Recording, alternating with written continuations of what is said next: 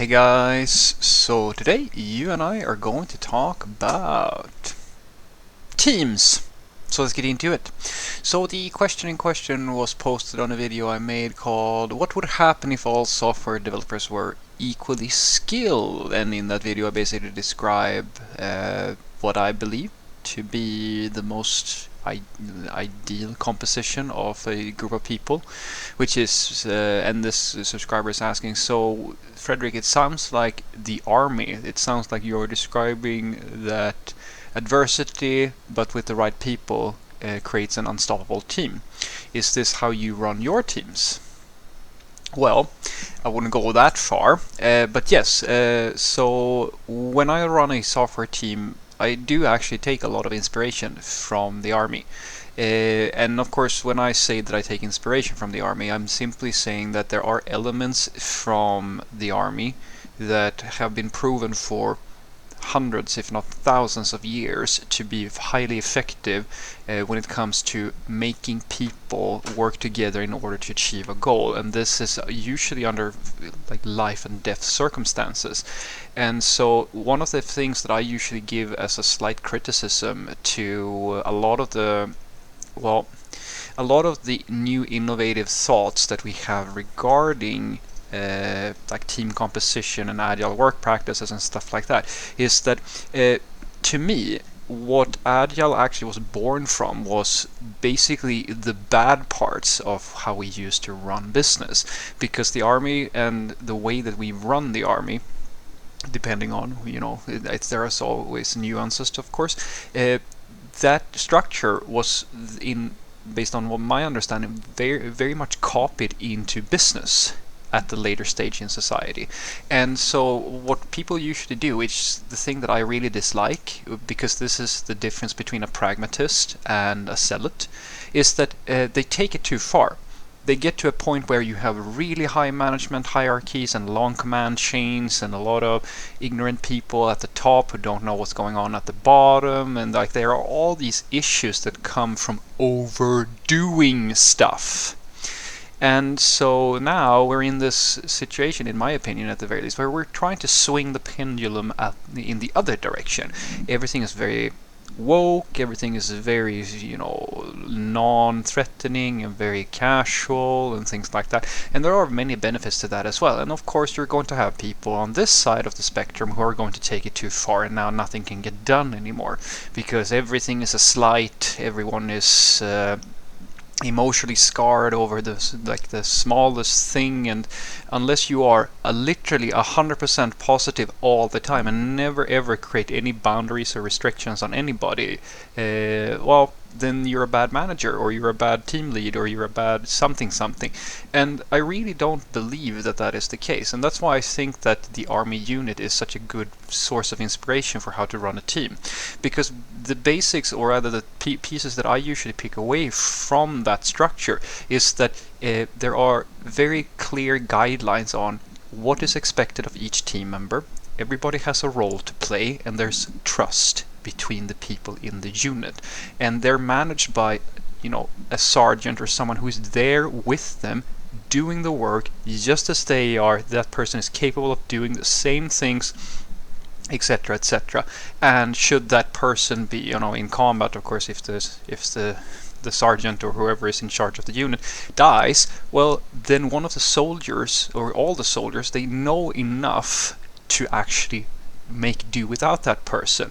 We want to elect a leader as quickly as possible, because making decisions where it's hard to get a consensus in the group needs someone to have some form of authority. But that person should ideally be elected based on trust and leadership abilities and actually knowing the work of the people who are in that group. And so when I design a team, I basically do the same sort of thing, where we document, like I like to say that I follow a gateway principle, which is basically inspired by the same sort of thing we do with CI pipelines, where you don't, as I like to say, I don't want to tell a software developer what to install on their computer, and I don't want to tell them what tools to use or anything like that. All I want is to set up a border, or like a boundary, a gateway basically, where there is a quality check. As an example, Unit tests is a very good example of that. There should be an automated or manual, it doesn't matter, a process for asserting that the code that has been submitted from that private individual or like that developer is of the quality that we need in order to ship it. That's it. How that person gets that code through the gateway, I do not care. Not at all. And that's the same way I do. I think that the same, because that's the way the army does it as well. It's they're goal oriented. Basically, they set certain thresholds that you have to pass in order to be applicable to do things or to be at an acceptable level on fitness and making your bed and all of these sorts of rules, right? Some people don't like that, and I completely understand, because that's the whole thing, right? You have to find a good balance to it. So I mean, you can't run a company like the army runs the army. But you can still have some of those things that actually work really well, which is the communication and having reasonable expectations and so forth, without killing the creativity. Because I believe that's based on what I've seen. If you create a team dynamic where there are no rules for anything, everybody just kind of does whatever they want, people will get angry with you anyway, because there's no structure, and people will get annoyed at the legacy that they accumulate really, really quickly.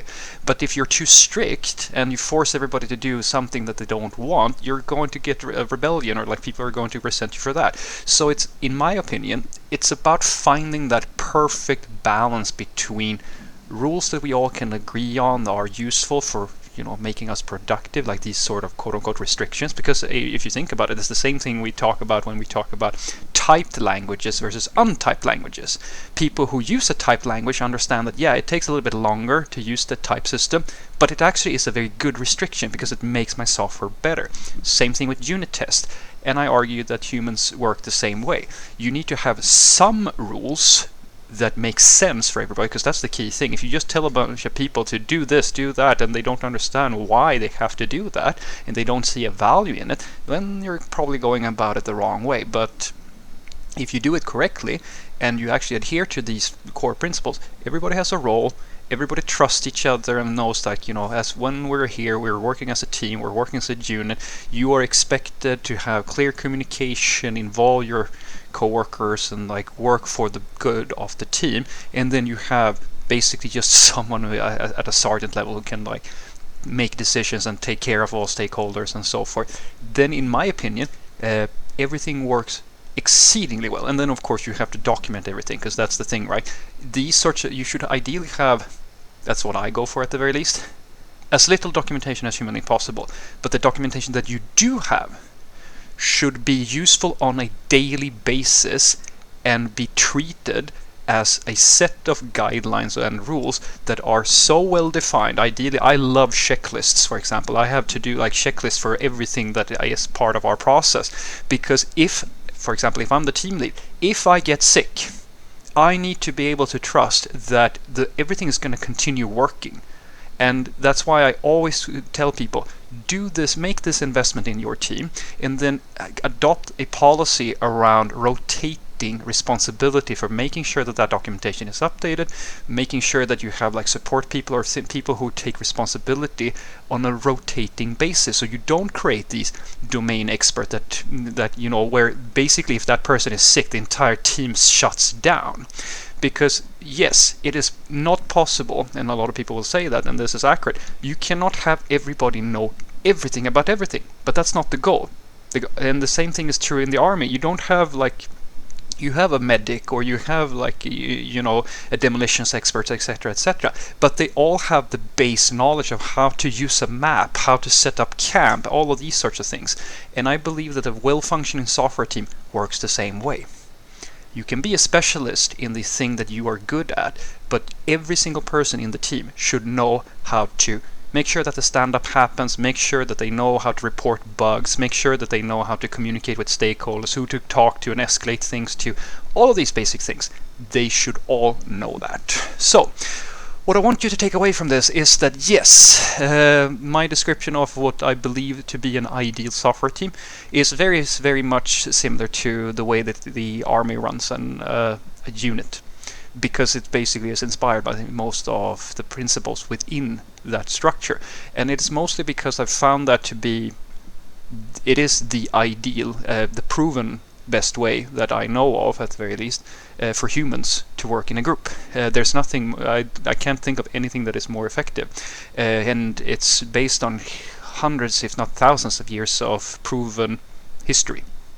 Nothing we have in modern IT even comes close to that effectiveness. And the thing that I argue that you have to understand in order to apply this effectively is to do that thing that I love to tell people: don't copy paste things. Learn from them, get inspiration, pick what actually works and put it at a level that makes sense for whatever you're doing. And those principles have helped me run very effective teams that very often are very happy. There's a lot of camaraderie and overall, and there's a lot of friendships being built, and above all else, they produce and feel actual commitment and fulfillment usually when they're in this sort of team dynamic. Have a great day.